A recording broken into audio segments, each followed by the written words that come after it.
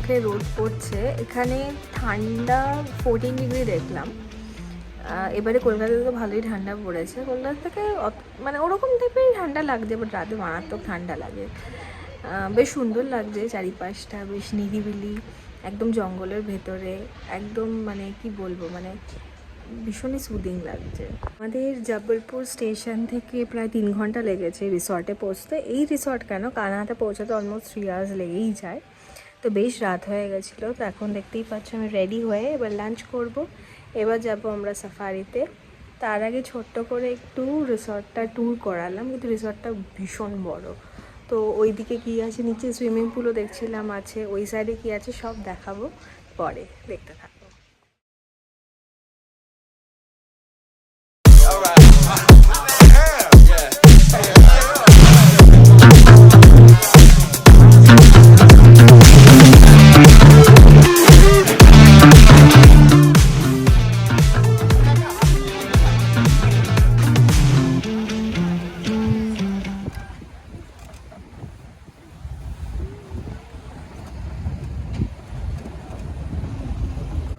এই যে গেটে আমরা আছি, এটা হচ্ছে খাটিয়া গেট।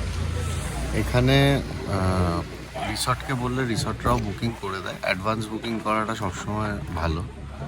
আর শেয়ারিংয়েও জিপসি পাওয়া যায়। তো আমরা যেহেতু 5 জন আছি বাচ্চা নিয়ে, আমরা একটা হোটেল রিসর্টকে দিয়েই বুক করিয়ে গাড়িতে মানে রিসর্ট থেকেই পিক আপ নিয়েছি। এখন যিনি ড্রাইভার আছেন উনি আমাদের আইডি নিয়ে কনফার্মেশন নিতে গেছে। এবার আমরা ঢুকবো কিছুক্ষণ বাদে, হয়ে গেল সব। ভুল বলেছে, বাচ্চা না রে আংস। कितने बजे लौटे फिर? 12:30 बजे। 12:30 बजे। अब 12 बज गए हैं। हम 12:30 पर पहुंचा। এবার কিন্তু তোমার ভিডিও রেডি। हाँ फुल दे।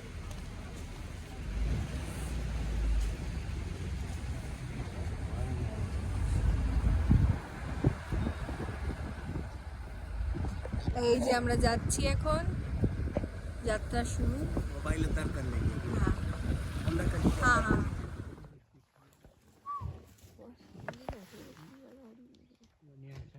ये अच्छा दिख रहा है।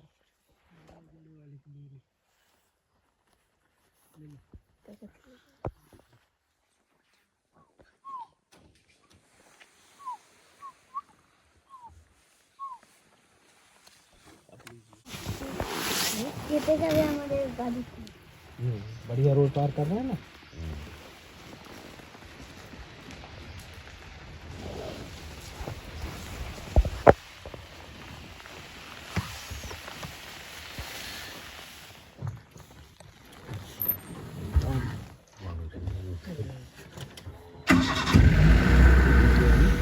बस ঠিক আছে বুঝিস ওকা ওই দেখ দাঁড়িয়ে আছে। মাথাও একটা সিন আছে,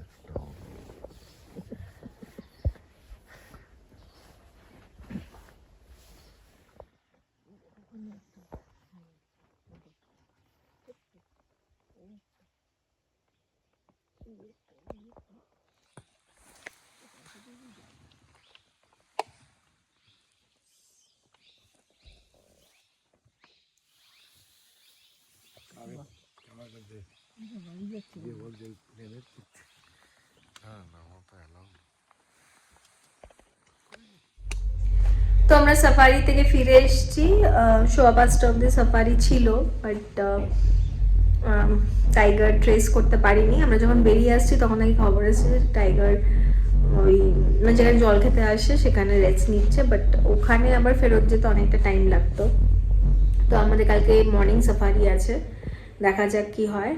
এখন রুমে এসছি একটু ফ্রেশন আপ হয়ে। এখানে 31st নাইট আছে, কিছু আয়োজন করেছে হোটেলের তরফ থেকে, দেখি কি করে, মানে করেছে দেখি। এর আগে একটু হাই টি খেলাম, কফি আর ডাল পকোড়া। তো বাইরে কিরকম সাজিয়েছে আমি দেখাচ্ছি।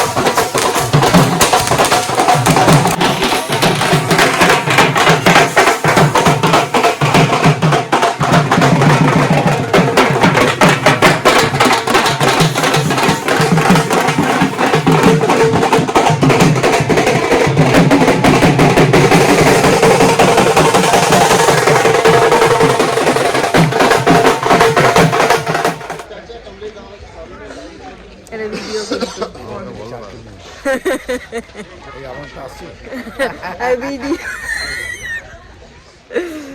এটা আমাদের থার্ড ডে সাফারির মর্নিং সাফারি। দেখি আজকে কি পাই দেখতে, তাই তো? হ্যালো, আচ্ছা আমরা এখন পারমিটের জন্য দাঁড়িয়ে আছি, কিছুক্ষণ ওয়েট করব, তারপরে 6:45 থেকে হলো সাফারি স্টার্ট। সব লাইন দিয়ে জিপসি ওয়েট করছে, দেখাচ্ছে। সব লাইন দিয়ে দাঁড়িয়ে আছে পারমিটের জন্য, হয়ে গেলে ভেতরে ঢুকাবো।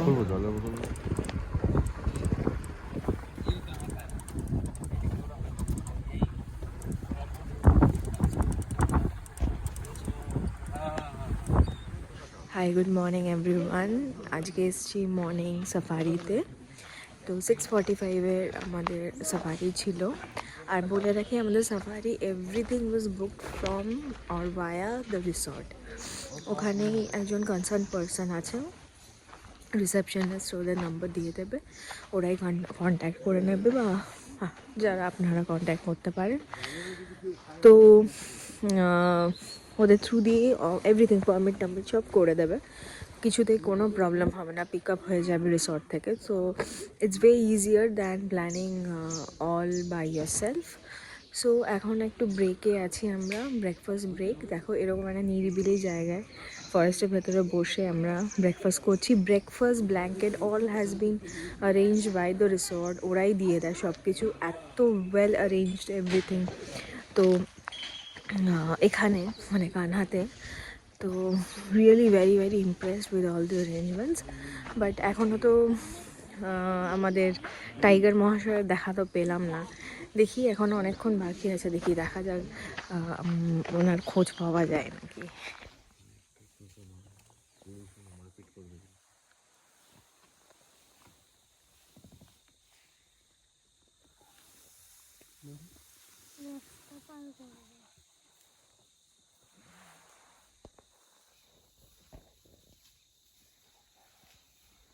ये क्या कॉल है?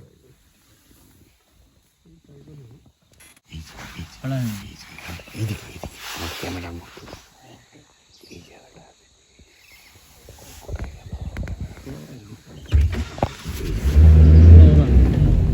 এখানটা আসলে এই বাড়ি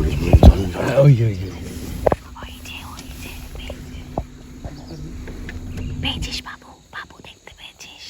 এবার ক্লিয়ার দেখা যাচ্ছে চোখ এই पेट का अच्छा दिख रहा है, पानी भी ना रहा है।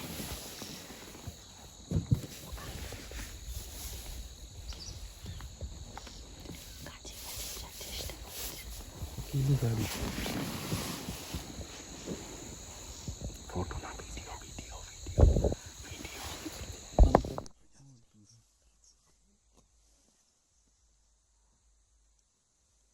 हिल टाइगर ही कितना बड़ा है जी। मजा आया? सिंगल गाड़ी निकल रहे हो, निकलने लगा।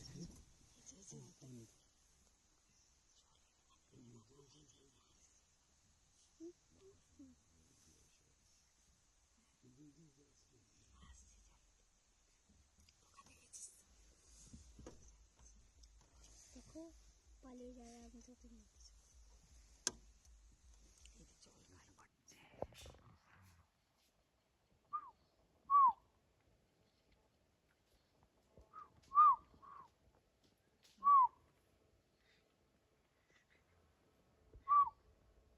বগা থেকে পছন্দ হয়েছে, কিন্তু উনি মুখে আওয়াজ করছেন না,